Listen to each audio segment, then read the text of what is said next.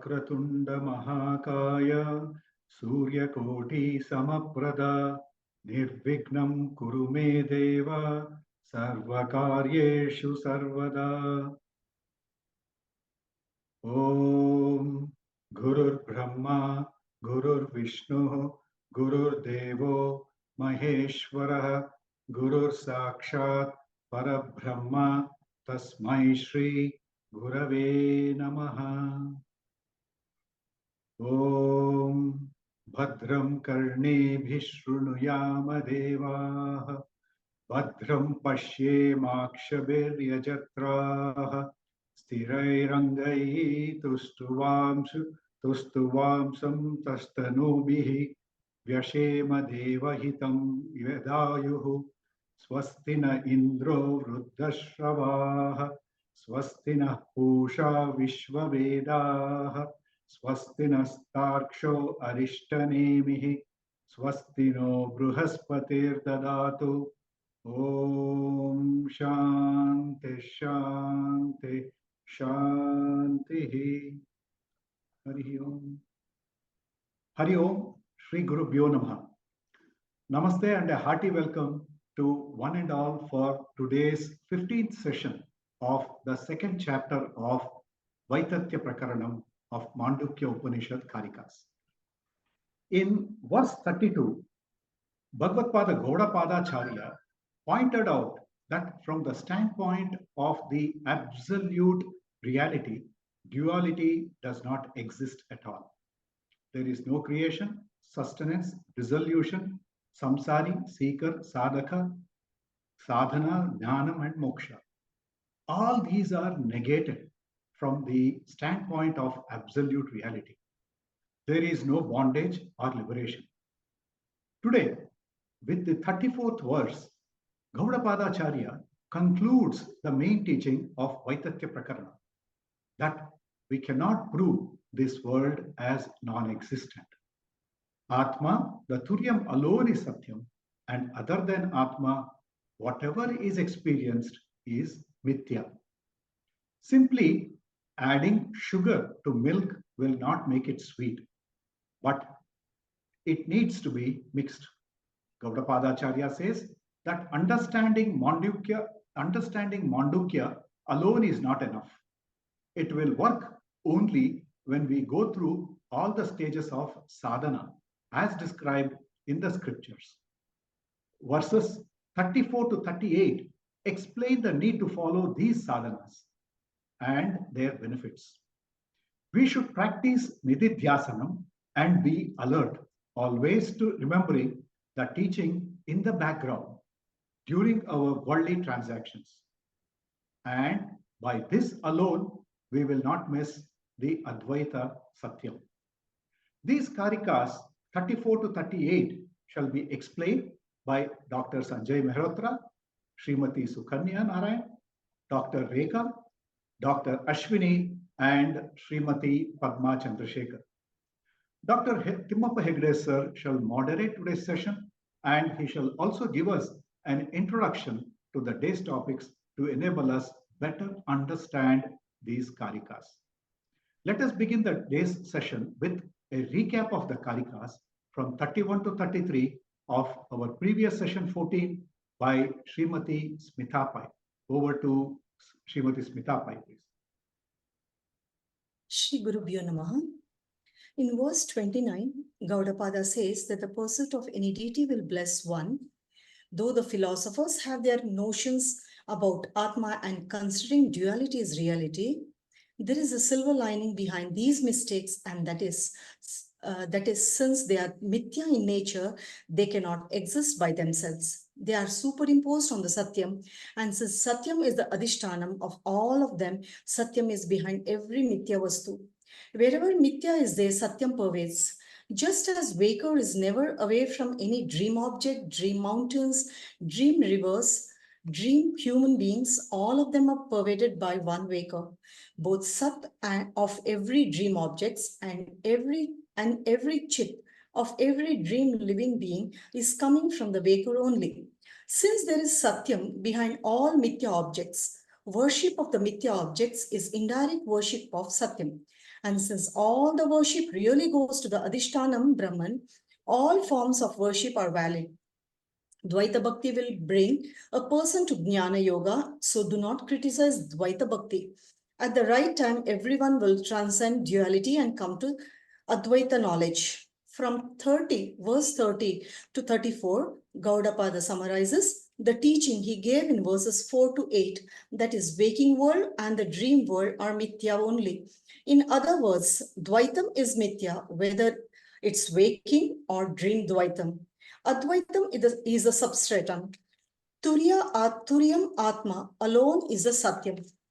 In verse 30, Gaudapadacharya established that the waking world is also mithya, exactly like the dream world, and both of them are the projections caused by self-ignorance, just like there is a snake projection caused by rope ignorance.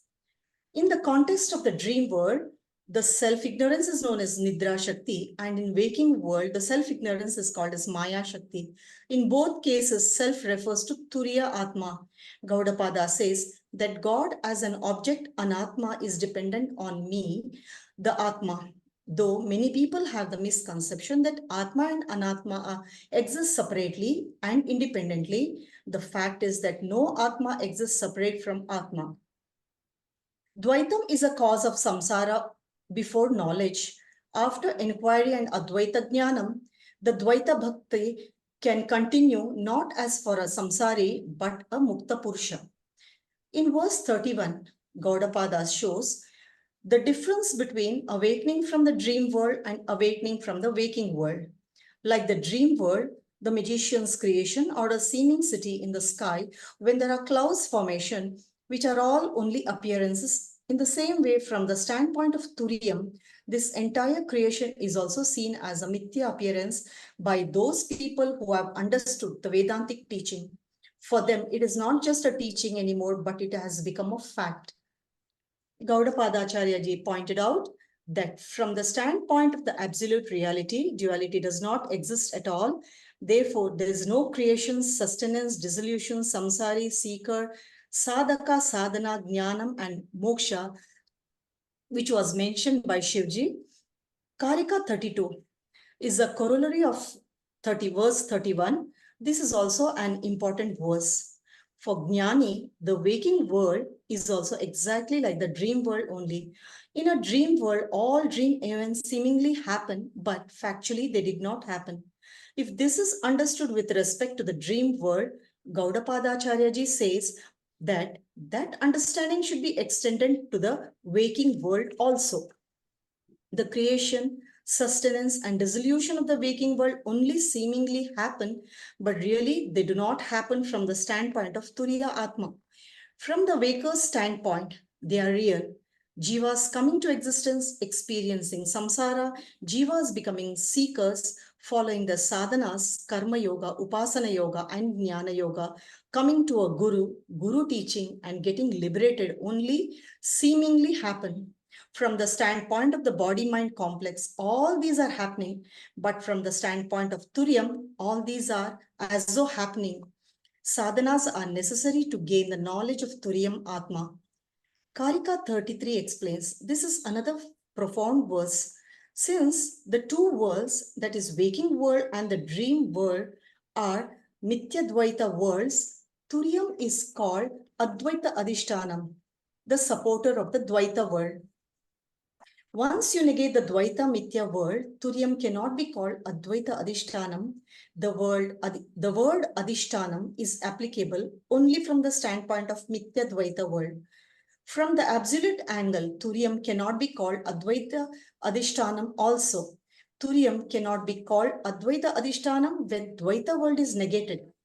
Since every name is in relation to something or the other, Turiyam does not have any name. That is why in this Upanishad, Vishwa is represented by the letter A, Taijasa is represented by the letter U, and Prajna by the letter M, and Turiyam is represented by the silence. Therefore, Turiyam is neither Dvaitam nor Advaitam. Thank you. Thank you very much, Smita, for an excellent recap of the very difficult Karikas that we studied in the last class. Sadashiva Samarambam Shankaracharya Madhyamam Asmadacharya Pariyantam Vande Guru Paramparam Om. Let me share some landmark steps in my own understanding of Vedanta. The Kenopanishad answers many questions which a neurologist or a student of neurosciences would like to know. And that is why anybody with a very intuitive mind would be interested in this Upanishad, because this answers this question. I'm able to see who is there in me, or because of what I'm able to see, I'm able to hear, I'm alive. What is this function that makes me alive? And the answer given is very peculiar. Peculiar because the teacher does not want the student to be confused that you are looking at some object. We are looking not at any object, but the very subject itself. And the answer given is, that is Brahman. And that Brahman was given in so many verses. Tadeva Brahmatvam Vidhi. That function, because of which you're able to see and hear, is Brahman.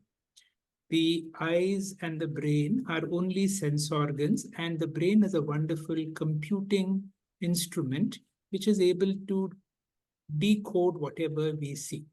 But any computing device needs an intelligent principle, and that intelligent principle is Tadeva Brahmatvam Vidhi. You must know, you are that.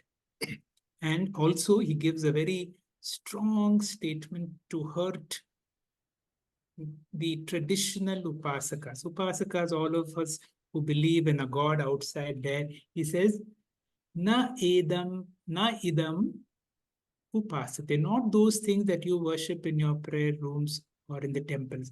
That is the real God. The real God is the one that helps you to hear, speak. You are alive. The Kenopanishad focuses more on the Chit aspect, that consciousness aspect, because of which we are alive. The next jump came from the understanding in Mandukya. The Mandukya, as I said, leaps from one level to another.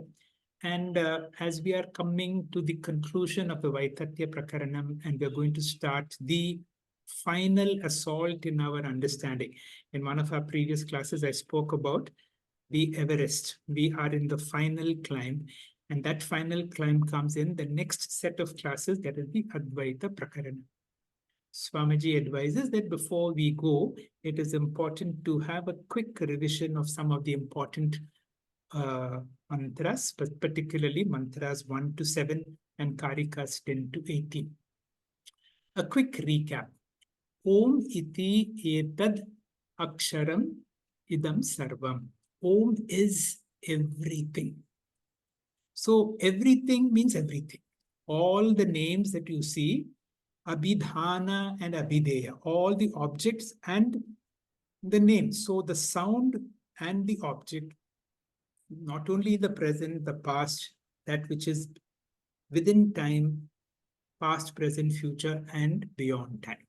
That was what the first, and the teacher says, I will upavyakyanam, I will give you a detailed explanation. Of course, he never gives a detailed explanation. The Upanishad is a sutra bhuta, extremely crisp. Gaudapadacharya has explained. And in the second mantra, there is a jump. The first mantra says everything is Brahman. The second mantra says Sarvam hi etad Brahman.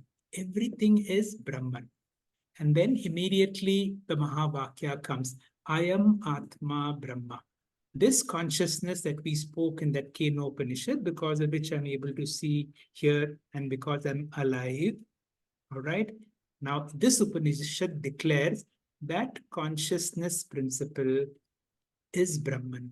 That means everything is Brahman. I am Brahman. So if you look at it, the Omkara Vichara which was introduced in mantras 1 and 2, says Atma inquiry helps you to know everything. Why? Because Om is everything, all names and all objects means Om. By analyzing Omkara, we will be able to analyze everything. And therefore, we come to the essence or the crux or the truth of this creation. And what is the truth of this creation? Etat sarvam Brahma. I am Atma Brahma. That means when you inquire into Omkara or when you inquire into your true nature, who is this I am? And when you start dissecting, that is, I am not my body, I am not my mind, we go through all the Panchakosha Vilakshana, then you come to that which cannot be negated. Whenever you say my body, my mind, these are all the instruments. It is something I possess. So I negate all that I possess. Not me, not me, not me. And finally, I come to the one who is negating, and that negator is I am Atma Brahma. And let us be established in that Brahman. So within 2 mantras, this great Upanishad has come to this Mahavakya and helped us to declare I am Atma Brahma. When we enter into the world, the moment the creation comes in, I want you to think of that moment when you woke up in the morning. The moment when you woke up in the morning, Maya Devi has come into being. And how does Maya Devi come into being? Maya comes in through my mind. The birth of my mind, Maya has got 2 Shaktis. One is called the Avarana Shakti. The Avarana Shakti makes me very clearly forget my true nature. Before I step out of the bed, while I'm still in bed, I suddenly begin to think of all the issues that I have to deal with that particular day. And suddenly I become a limited being. That means I forget my true nature. So, agrahanam, I do not know my true nature. And then I have anyata grahanam. I begin to identify this instrument of my experience. What has happened now? That original Brahman, filtered through this Maya mind of mine, has become split into 2. In the waking state, it becomes split into the experiencer, me, the Vishwa, and my world of experiences, Virat. In my dream world, the split is called Taijasa, the dream body that I alone have created, and the dream world is Hiranyagarbha. And so too, the Upanishad describes in the dream state, there is a potential gap between the experiencer and the experience called Prajna and Ishvara. And because it is so homogeneous and there is really no object of experience, we cannot clearly distinguish between Prajna and Ishvara. The 6th mantra is very important because here it declares that I am Ishvara. Yesha sarva Yesha sarva Ishvaraha, Yesha sarvagnaha, Yesha antaryami. That means I am the Lord of all, I am the knower of all, I am the inner controller of all. Yesha yoni sarvasya, I am the womb of everything. And from me comes the whole creation, and from me comes the whole dissolution. So in sleep, we are like this. If we can imagine Ishvara, and then we imagine ourselves as an individual, but in deep sleep, because of our proximity with Ishvara, and in a way, I am not separate from Ishvara, in a way, I am separate. It is like, because all my data is there in a seed form, and because of that proximity, I experience the highest possible Ananda in the material, in the relative form, and that is Anandamaya Kosha. Kosha Ananda is the highest in the form of deep sleep. What happens when we wake up? Now there is, when we wake up, this is a nice method to understand. Parabrahma Paramatma, which can be seen as the original light, when it goes through the prism of my Maya mind, the moment I wake up, that means when my mind has woken up, there is, the whole variety, the whole vistara, the whole world of appearances come into being.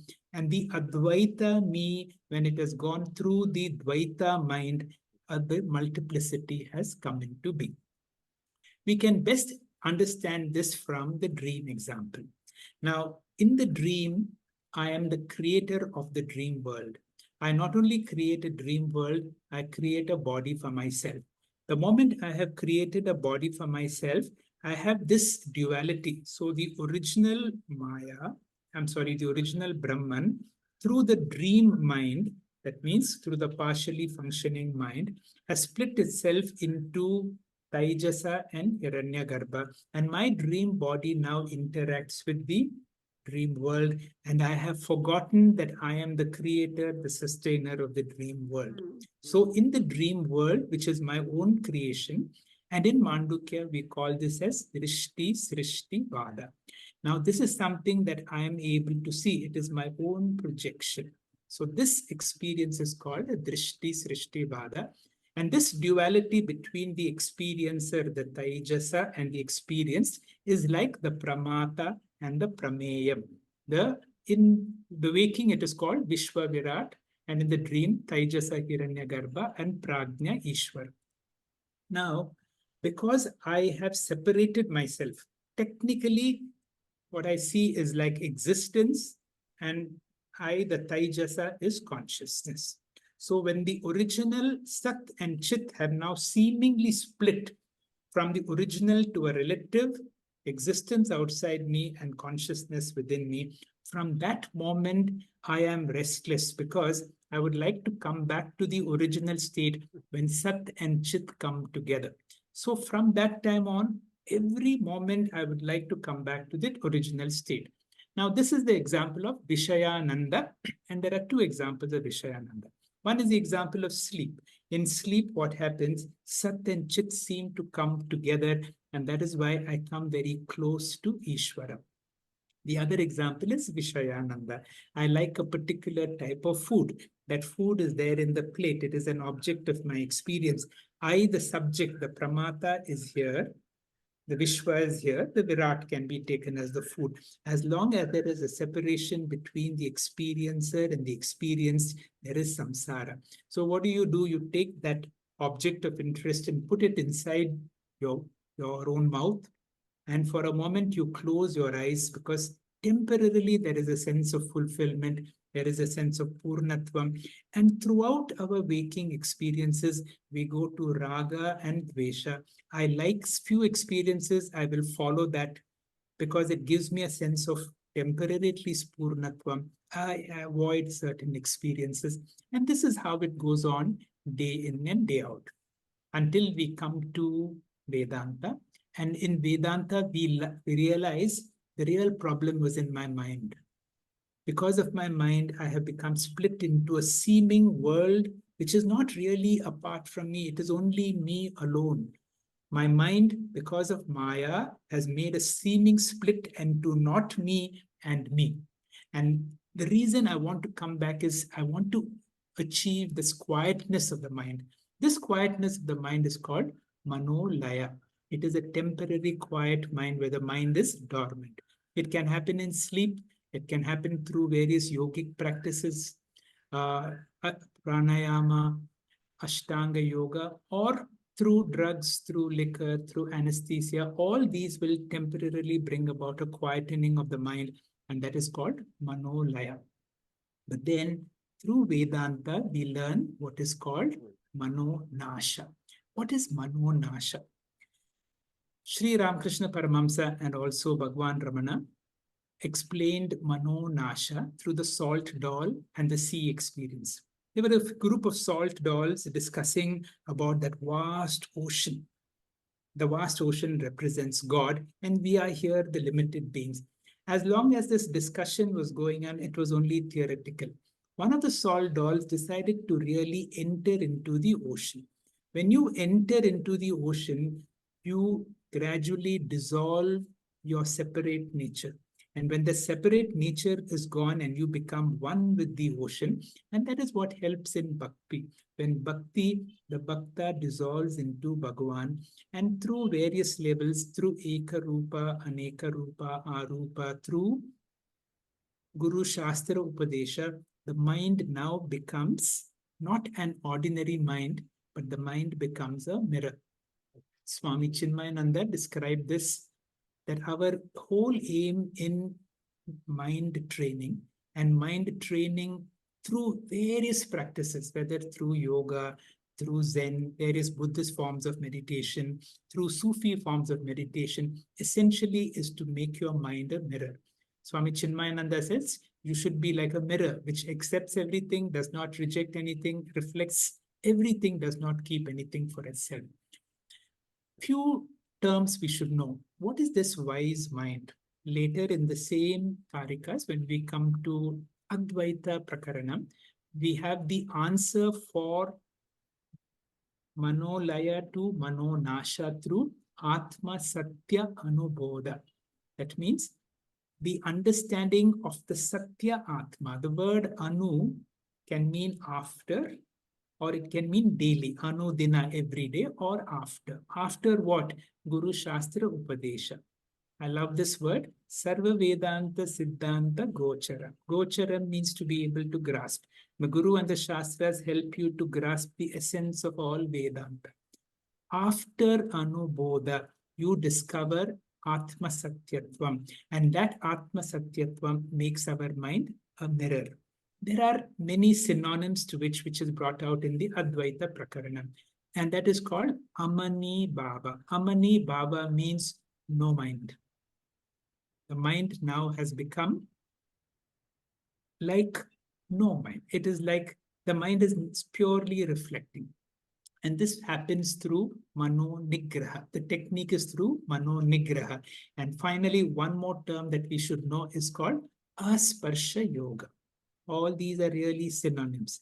Asparsha Yoga means to join. Asparsha, this is only my term, is joining to untouchability, Vedantic untouchability. Sparsha means to touch. Asparsha means untouchable.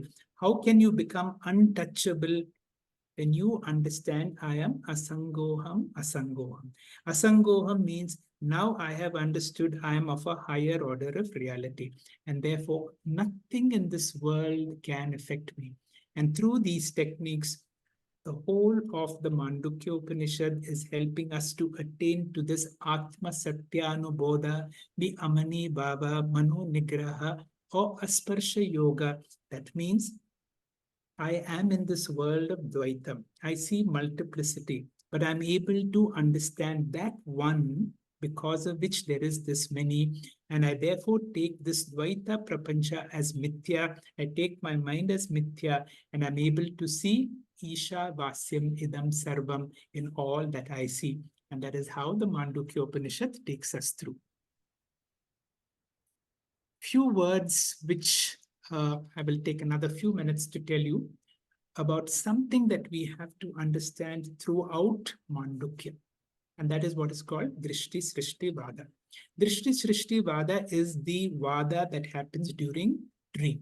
In dream, I am the projector of the dream world. And because I have projected the world, I see it. When I wake up, what happens? Through my sense organs, I experience the world around me. And when I wake up, that Vada, when I see the world through my sense organs, there is a Srishti outside there, and that Drishti that I'm able to see is called Srishti Drishti Vada. But when we come to Mandukya, we see two prapanchas. One is the Jagrat Prapancha, the other is Swapna Prapancha. And right in the beginning, we are told that both these are mithya. And I've given this example before. When you see a 100-rupee note and a $1,000 bill, but both of them are counterfeit. Now, which one would you think is more valuable? Is the Vyavahara world more valuable, or the dream world is more valuable? Generally, we think that even though both these are mithya, we give a greater importance to the Vyavahara world compared to the Pratibhasika or the dream world. But in Mandukya and in the Mandukya Karika, the understanding is Jagrat Prapancha and Swapna Prapancha are both equally mithya, and there is absolutely no difference in their mithyatva. Shri Gurubhyo Namaha. This understanding is called Ekajiva Vada. So this is true Advaita. I alone am. Other than me, there is nobody. And this is also called Satta Dvaya. Normally we thought Pratibhasika to Vyavahara to Paramarthika. And in Satta Dvaya, we have only two. Pratibhasika, that is the waking and the dream, and Paramarthika, that is the absolute reality. The concluding Karikas, which are very important, and the particularly important Karikas 34 will be explained by Dr. Sanjay Mehrotra. Dr. Sanjay, please. Om Shri Gurubhyo Namaha.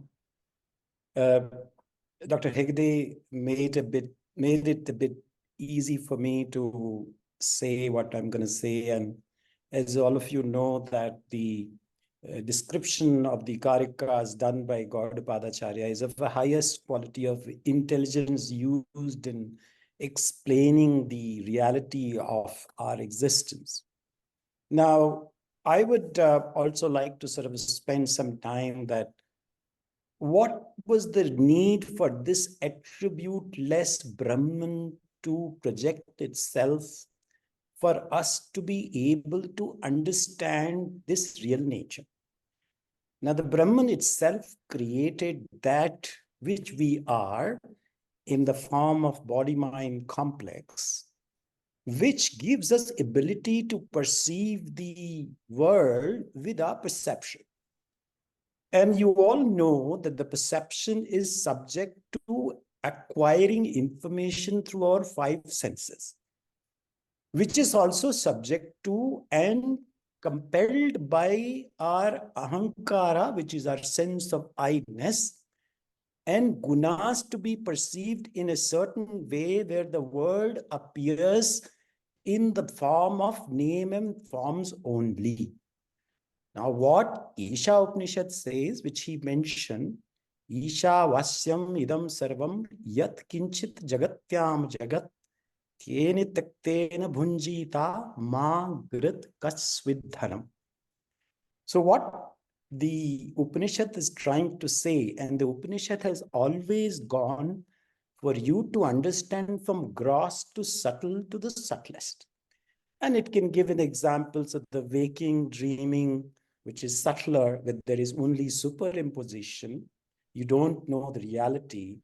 And how the perception creates an understanding is also something which is going on as a construct in your head only.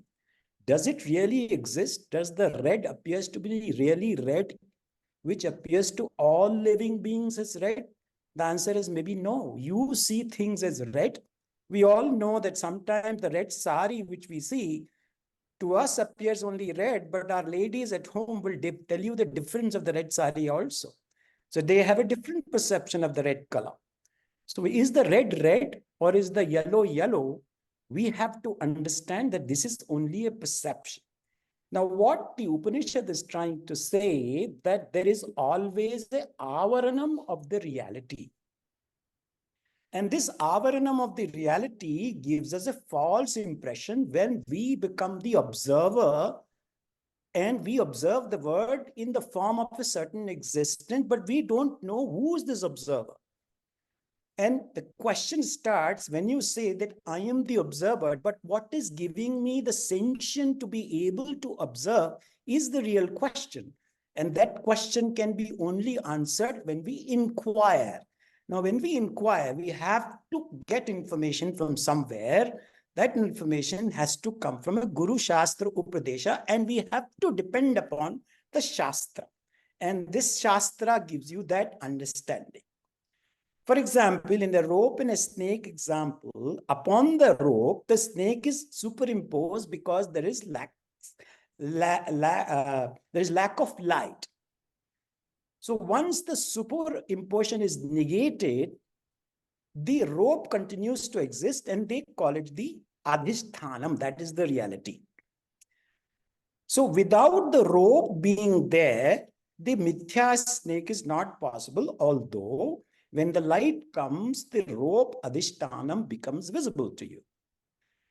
Similarly, this entire creation is mithya, but there must be adhistanam. What is making this mithya, making us look real, has to be known by us. What 33rd Karika of the second chapter, Gaudapadacharya is saying that Atma alone appears to both the adhistanam as well as adhyasa, but we don't know it. This is our ignorance. Now that ignorance has to go from somewhere. So in the transactional empirical plane, adhyasa and adhistanam go together. Adhyasa is only possible when there is a rope which appears to be as a snake.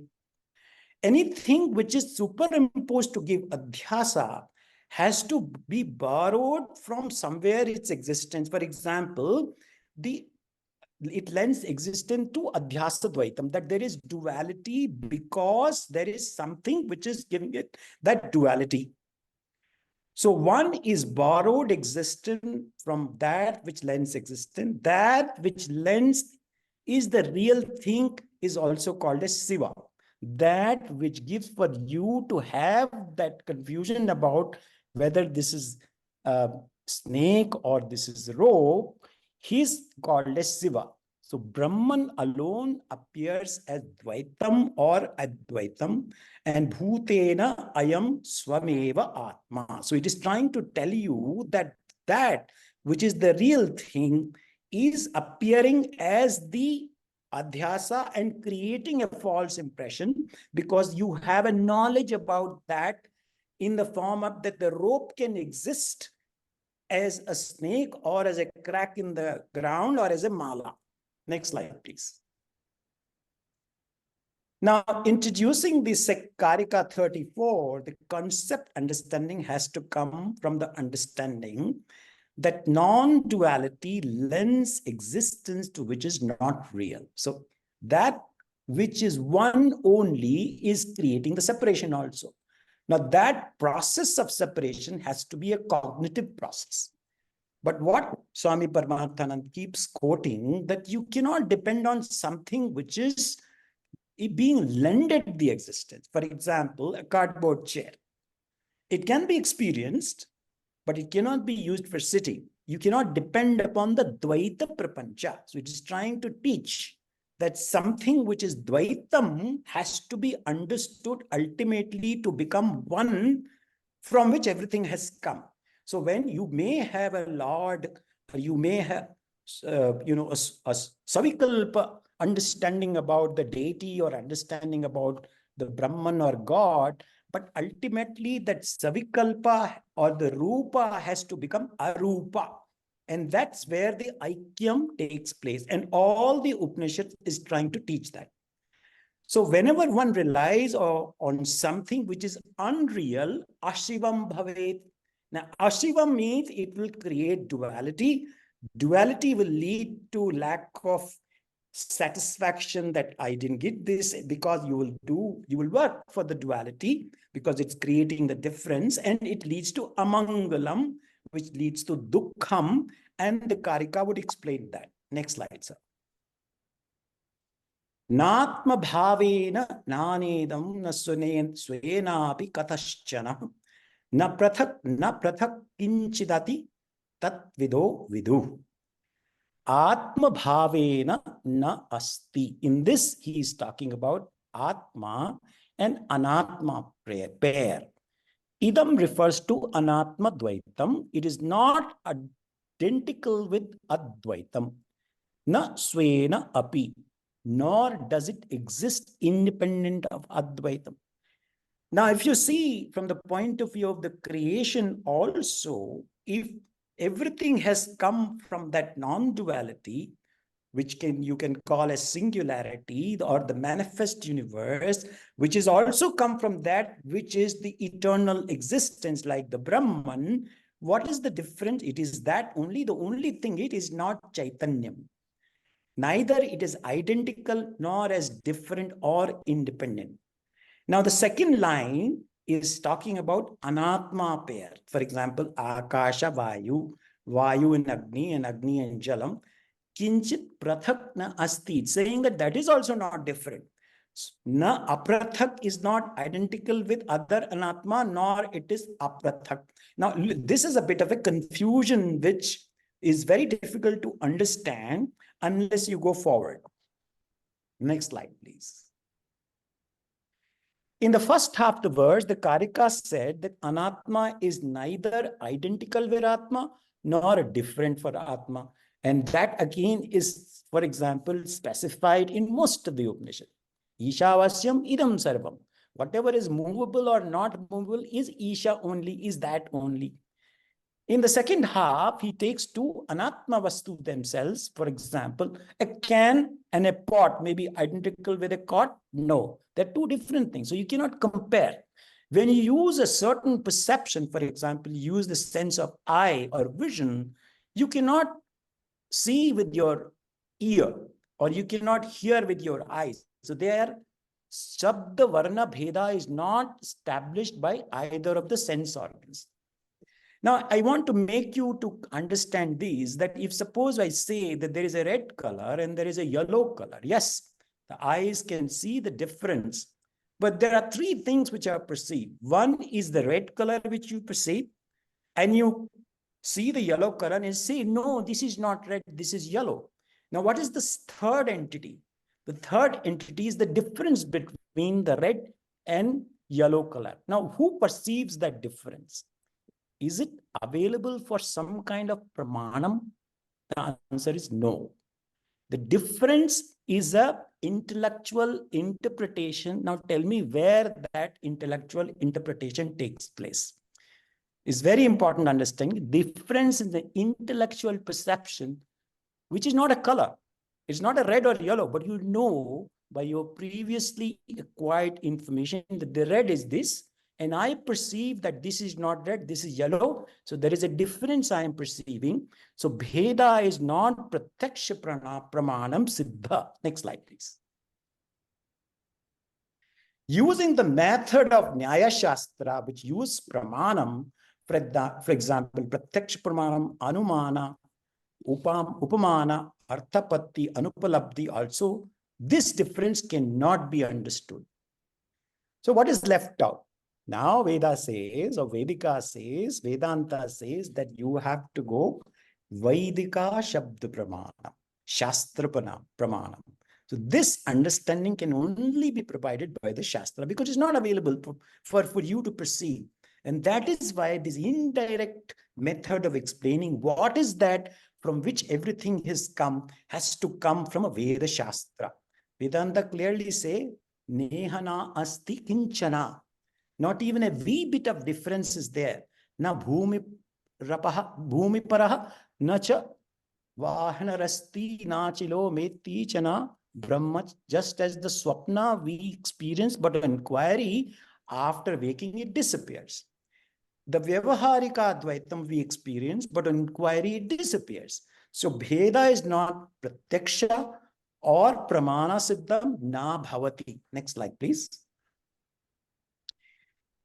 Now, it also says, ataha astavat, the entire Dvaita Prapancha is asat.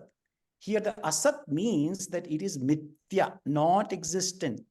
Wise people here means Brahmana, is not the Jati Brahmana, but the Brahmana who have understood this, recognize the non-duality, and therefore they become fearless because they understand this world which you perceive is only a projection in your body-mind complex, giving you the adhyasa that they are real, but the real thing is the perceiver, which is creating the adhyasa also, where the snake, the rope appears to be a snake. Both are unreal. Now, to put it in simple language, Brahma Satyam and Jagan Mithya Brahma Na Chapara is the real Jnanam. So what it's trying to say by this Karika, that both the manifest universe and the unmanifest universe, which may be the subtle body or the Sukshma Shariram, have come from one only, and that Brahmana, that individual, that who is a viduhu, who understands this difference, is the real knower. Hari Om. Thank you very much, sir. Thank you, Dr. Sanjay, for making a very sincere attempt to explain a difficult concept. We are trying to understand the anatma. We are trying to understand the world, which is a product of Maya. So whenever Maya comes into being, we only have to find answers in Shastra, and Shastra says it's anarvachaniyam. It exists. You cannot say it exists. You cannot say it does not exist, because existence is the nature of Brahman, and this is not like Brahman, but it appears to exist. You cannot say it is not there. So the world is something like the dream world, which is enough to cause you enough problems when you go through the dream experience. But then it vanishes. It is not there. So what is there which seems to exist? Only the Vedanta explains what it is, that is through the understanding of Maya. So this is a Maya Karika. The next Karika will be explained by Sukanya. Sukanya, please. Hari Om. Namaste, sir. The unreality of this waking world, revealed by Shruti by the word Prapanchopashama, was established in this chapter. With a final message, Mithyatvam is the conditional reality, I the observer is the absolute reality, the chapter concludes. Gaudapadacharya now emphasizes the sadhanas that are to be practiced throughout for refining the mind to grasp this knowledge. Only a mind which is calm, pure, alert, and vigilant can be made available for grasping Mandukya knowledge. Therefore, sadhanas for refinement of the mind have to be strengthened. Karika goes like this. Vita raga bhaya krodai munibihi veda paragaihi nirvikalpo heham drishtaha prapanchopashamo advayaha. The non-dual Atma, which is divisionless, which is free from plurality of the world, is indeed seen by the sages who are free from attachment, aversion, fear, anger, and also those who are well versed in the Vedas. This knowledge of conditional reality of the world, Jagan Mithyatvam, is so profound and difficult to grasp, it requires total mental purity for assimilation. Mere logic will not reveal the truth. Veda Pramanams have to be grasped, assimilated. Hence, the sadhanas are highlighted to become Jnananishta. Sadhana Chatushtaya Sampatti. Next slide, sir. Karma Yoga, Jnana Yoga, Sravana, Manana, nidhidhyasanam are the sadhanas. Sadhana Chatushtaya Sampatti, as we see in the slide, is the fourfold discipline which prepares the mind to undertake Vedantic study. Mind control, sense control, discrimination or understand finite and infinite, detachment towards worldly pleasures, etc. That is Viveka and Vairagya mainly. In the next slide, these virtues are emphasized in the various verses of Bhagavad Gita and Upanishad. Abhyasena ta kaunteya vairagyena cha grihyate. Vita raga bhaya krodaha manmayama mupashritaha. Ichha dvesha samuttena dvandva mohena bharata. And in Kenopanishad verse, Yastu Vignanavan Bhavate Yuktena Manasa Sada Tasaindriyani Vashyani Sadashva Iva Sarathe. One who has discriminative intellect, a balanced mind, senses controlled, is compared to a well-trained horse. Now, in the next line, we will see the explanatory meaning of this Karika. Vita Raga Bhaya Krodha Adi Sarvadoshai Sarvada Munibihi Mananashilaihi Veda Paragaihi Avagata. Munibihi and Veda Paragaihi here refers to those who have systematically studied the Vedas and are free from anxiety, aversion, jealousy, which are all the limitations of the mind. They have clarity of this knowledge. That means that this is Jnana Yoga. Next, Mananashilaihi and Vivekibihi. They also grasp the reality. And the doshas are predominantly avoided by them because they are capable of independent thinking in line with the Shastras. And they have the discriminative knowledge. What is the nature of the knowledge? Nirvikalpaha sarva vikalpa shunyaha. That is, free from all types of differences. Sadatiya bheda, vijatiya bheda, swagata bheda. And such wise men, I am Atma Drishtaha. They know Turiya Atma Aparokshataya. What type of Atma? prapanchopashama and advaya. Next slide, sir. In which the world is not there. That means experientially the world is there, but factually it's not there. Extended plurality is prapancha, dvaita, bheda, vistara, tasya upashama abhava. That is, that locus in which the universe is not there is called Brahman. Initially we say sarvadhara, later we say anadhara. As said in Bhagavad Gita, mastani sarva bhutani and nachamastani bhutani. That absolute reality is the seeker himself. Now again in the next slide, it's emphasized this knowledge is grasped only by Panditai, Vedanta Paragaihi, Sannyasibihi, Ayamatma Drishtam Shakyaha. That means the wise and the sannyasis who have clear knowledge, free from raga dvesha, are able to recognize this Turiya Atma.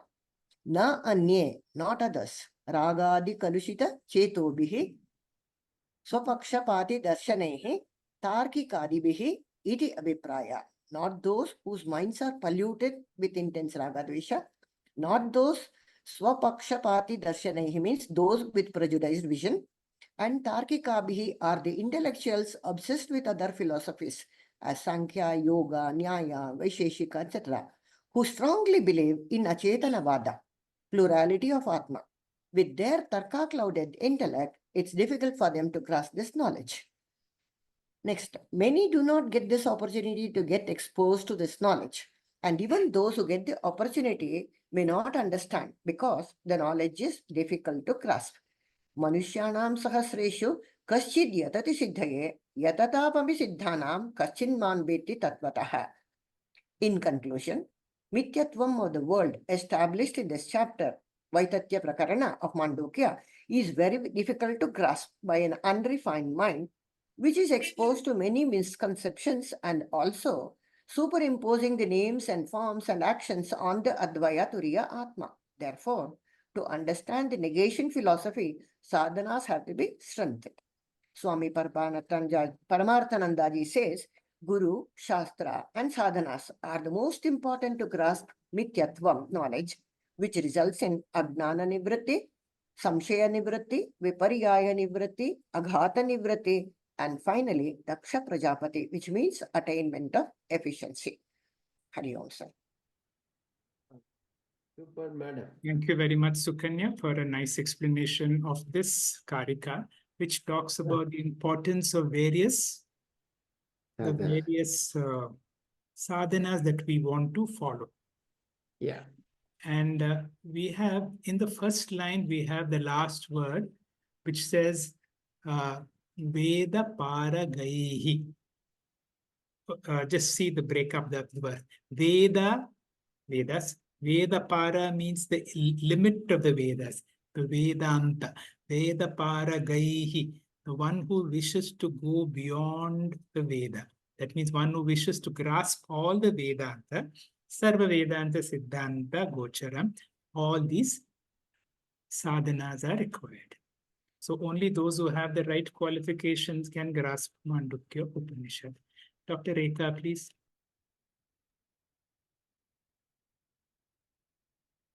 Hari Om, Shri Gurubhyo Namaha.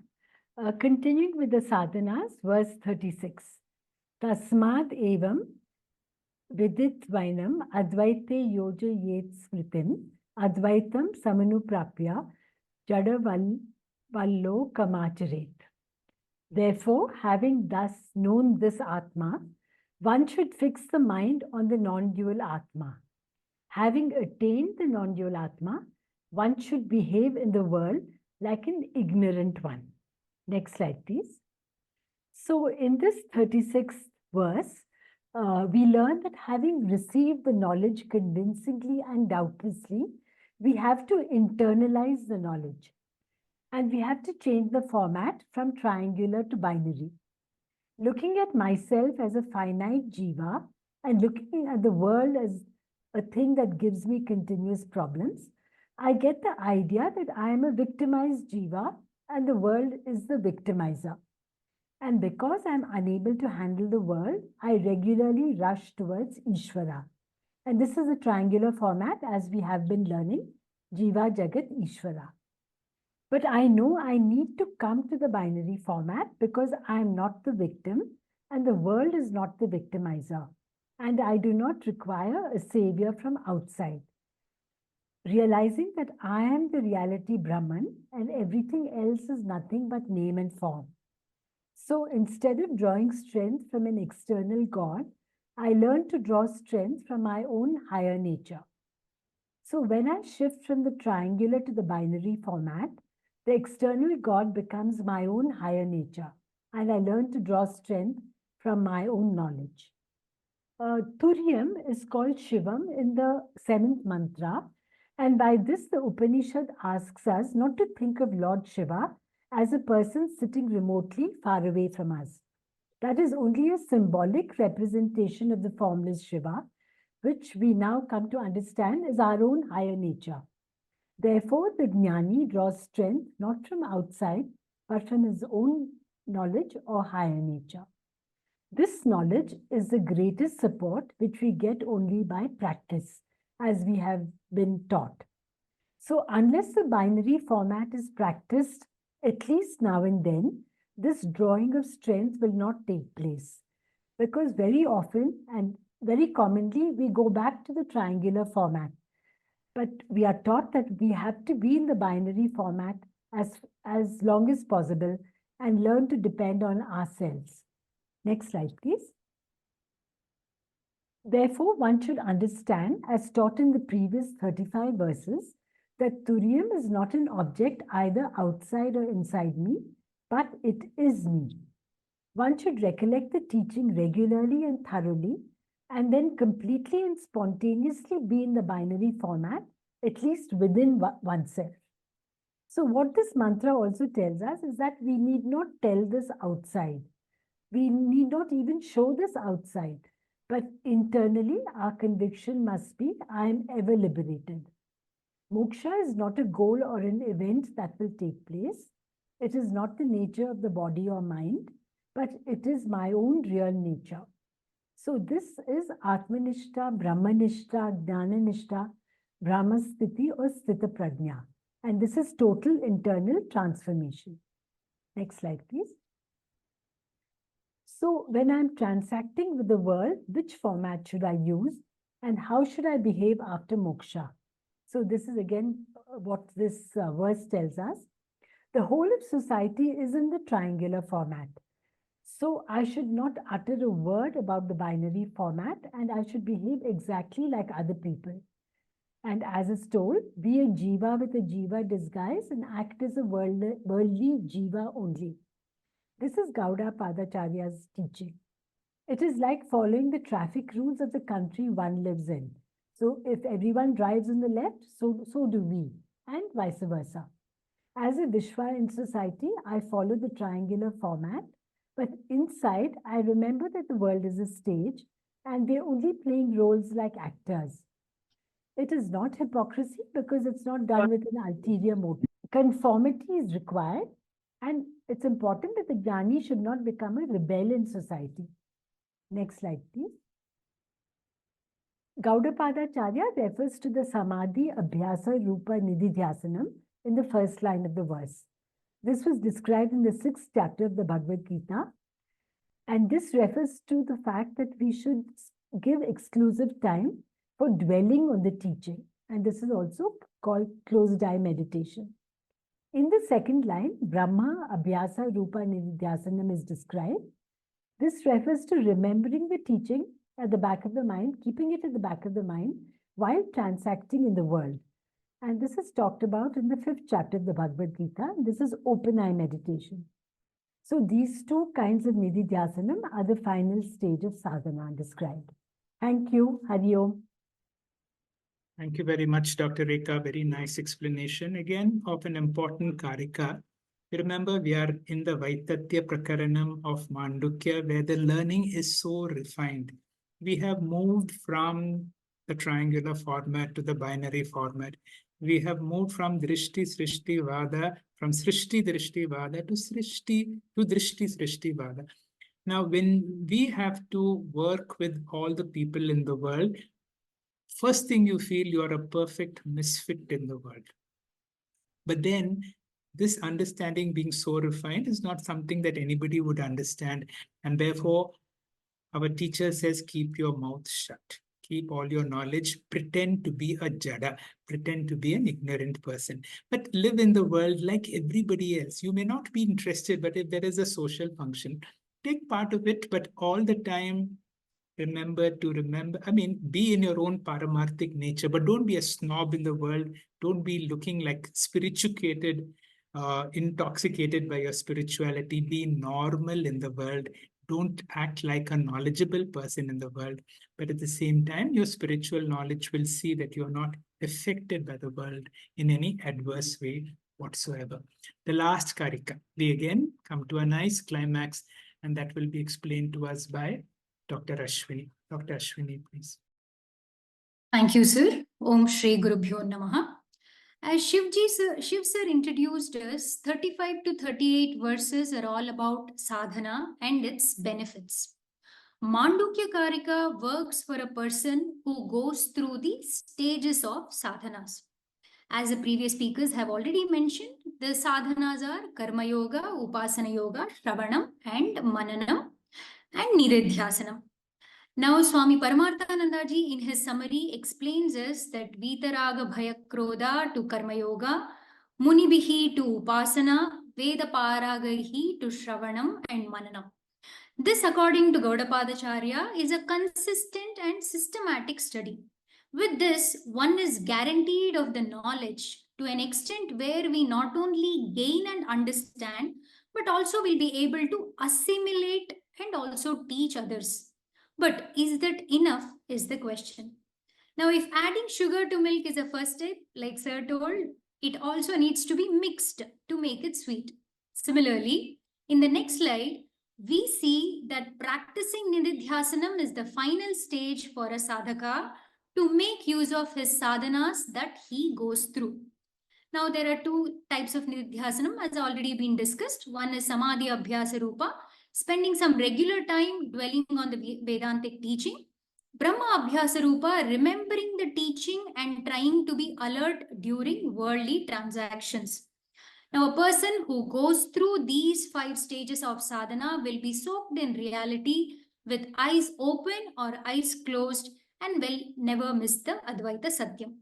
The ever-abidance in Atma-jnana, be it in Satrupa outside as changeless existence or as Chit-rupa inside as changeless consciousness, called as Atmanishta, Jnananishta, Sthita-prajna or Brahmanishta, is a Jivan Mukta. So let's sincerely follow these sadhanas and try and assimilate Vaitakya Prakaranam. Next slide, sir. So the verse number 37, which is Nistutih Nirnamaskara Niswadhakara Evacha Chala Chala Niketascha Yatirya Drichiko Bhavet. The translation is, a sannyasi is without praise, without salutation, without rituals, and with the body and the Atma as the abode, he is spontaneous. This is an advice by Gaudapadacharya where he says if the householder finds his life too busy for nidhidhyasanam, Shastra says there is an option of choosing Vidvat Sannyasa, the person whose life is devoted entirely to nidhidhyasanam.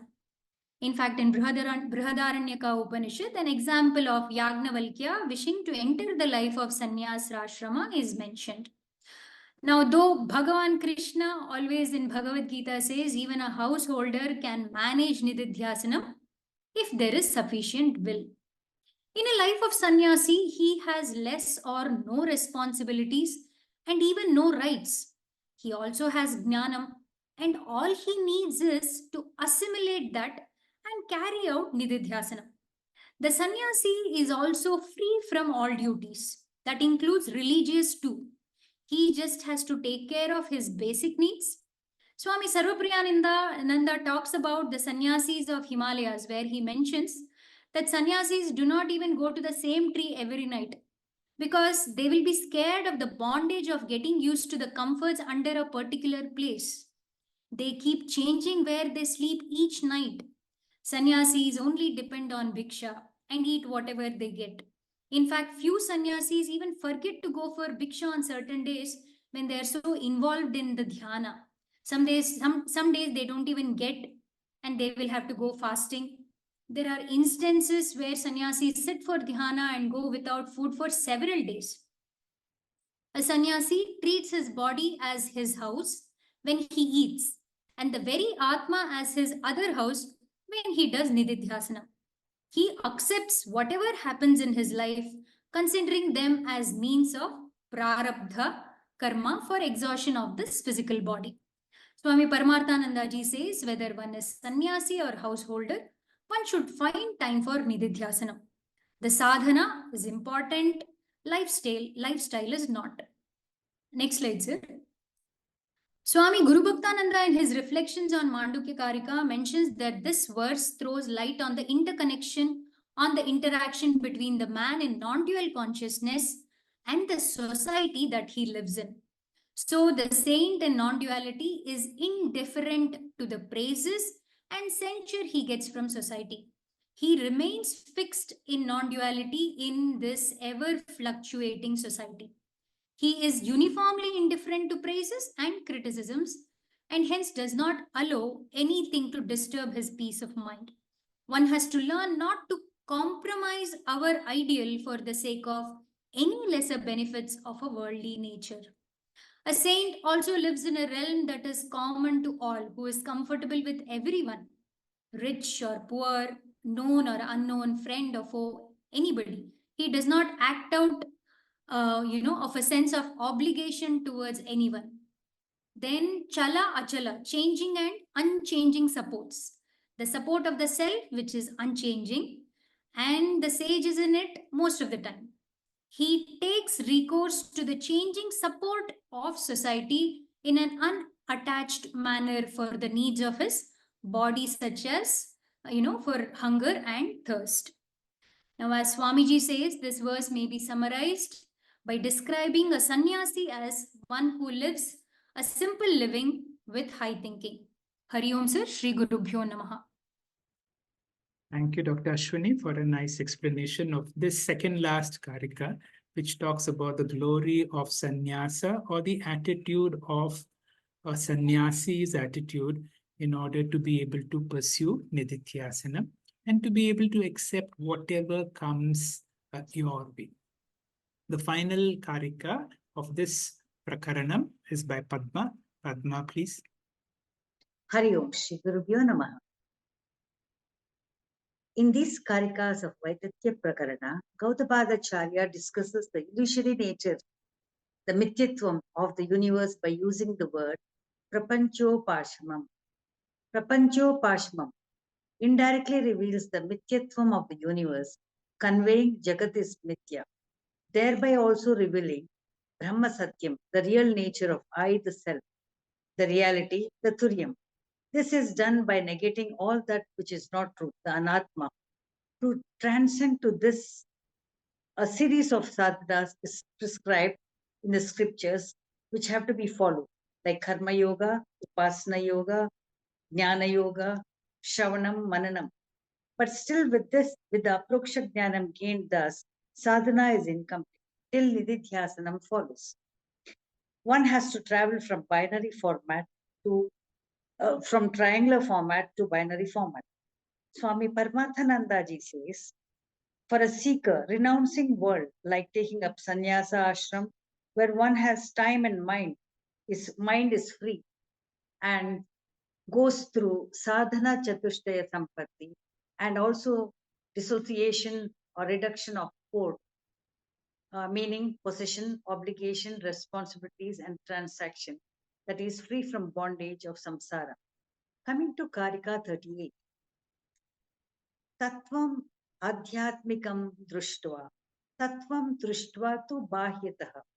Tatvi bhutastada ramastatvat aprachayato bhavet. Translation: seeing the reality within the body, seeing the reality outside the body, and reveling in that reality, he does not deviate from the truth, from the reality. In the earlier Karikas, it was discussed that the world is neither existent nor non-existent. Shruti tells us of another category which is seemingly existent but factually non-existent, which is mithya.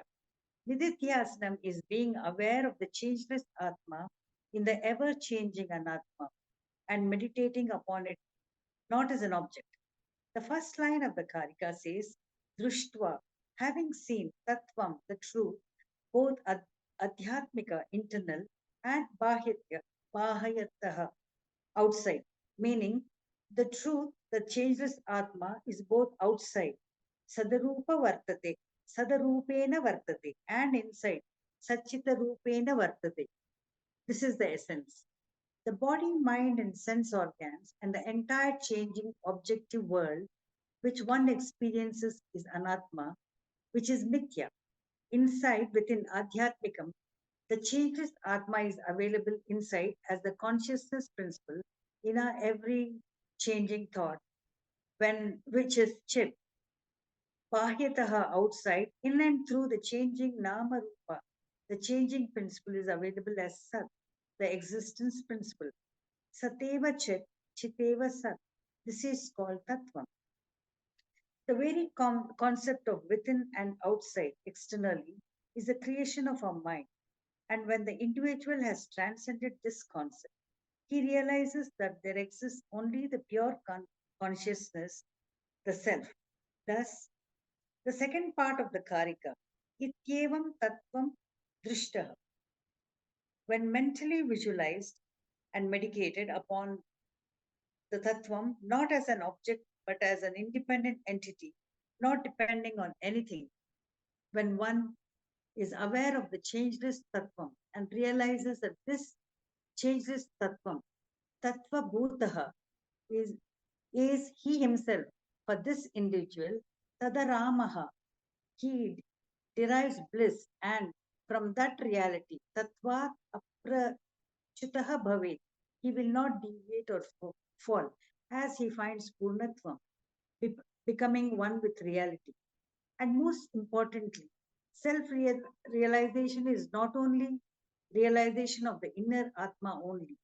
This Karika has also indicated that true realization is the realization of the divinity lying concealed in an individual, also in all-pervading factor which is all around. With this, Karika concludes the discussion on the word Prapanchopasam, revealing Jagat Mithyatvam, which indicates Brahma Satyam, Turiyam, the Advaitam. Hari Om, Shri Gurubhyo Namah. Thank you, Padma, for the nice explanation of the concluding Karika. Now, this is a very, very powerful prakaranam. This prakaranam has helped us to understand that the so-called waking world, where we invest so much on our family, our profession, our possessions, our body and mind, is just like the dream world. In the dream world, we take it as mithyatvam. Can be able to take the same thing in this world also. Whenever a person looks worried, whenever a person looks sad, there is only one reason, and that is because you have taken this world and its problems seriously. And when you do that, you are not able to attain to Rama. The word Rama means to revel. A person who has understood this prakaranam should be in a state of reveling all the time. If you are not able to revel, that means you have taken this world seriously, and this Vaitatya Prakaranam, the message is still to be able to internalize. Gaudapadacharya ends with Arama. Arama means all-round reveling. To be able to revel completely is to be able to understand Vaitatyam, or the unreality of this world. Shri Gurubhyo Namaha. Hearty thanks to Dr. Timmappa Hegde sir and to all the speakers of the day for their enlightening presentations, and to all the Vedantins who have joined us for today's presentation. We shall be back on Monday, 2nd September 2024 with our 42nd session of Gift, a series on Gita for inner freedom at 6:45 p.m. to study verses 1 to 5 of Akshara Brahma Yoga, the 8th chapter of Bhagavad Gita. Here, the Lord introduced in the previous verse of the 7th chapter, last verse of the 7th chapter, the Lord introduced 6 technical terms: Brahma, Karma, Adhyatma, Adibhutam, Adidhaivam, and Adhiyagnam. Later, he talks of remembering of God at the time of death. Krishna talking about Ishvara Smaranam at the time of death creates a curiosity in the mind of Arjuna. Let us remember that Arjuna is representing us all sadhakas. And by the way of answering Arjuna's questions, Krishna introduces the important topic of Upasana called Saguna Ishvara Gnana Yoga and Jivan Mukti. And Jivan Mukti. But for those driven by Bhakti Marga, Krama Mukti may look appropriate. For those choosing the path of Gnana Marga, Jivan Mukti may be appropriate. The Lord knows the best, and thus he explains both. Remember to join us on time and benefit from the enlightening knowledge of Srimad Bhagavad Gita. Let us conclude with the Shanti Mantra. Om Purnamada Purnamidam Purnat Purnamudachyate Purnasya Purnamadhaya Purnamevavashishyate. Om Shanti Shanti Shanti. Harihi Om. Shri Gurubhyo Namaha. Harihi Om. Shri Krishna Arpanamastu.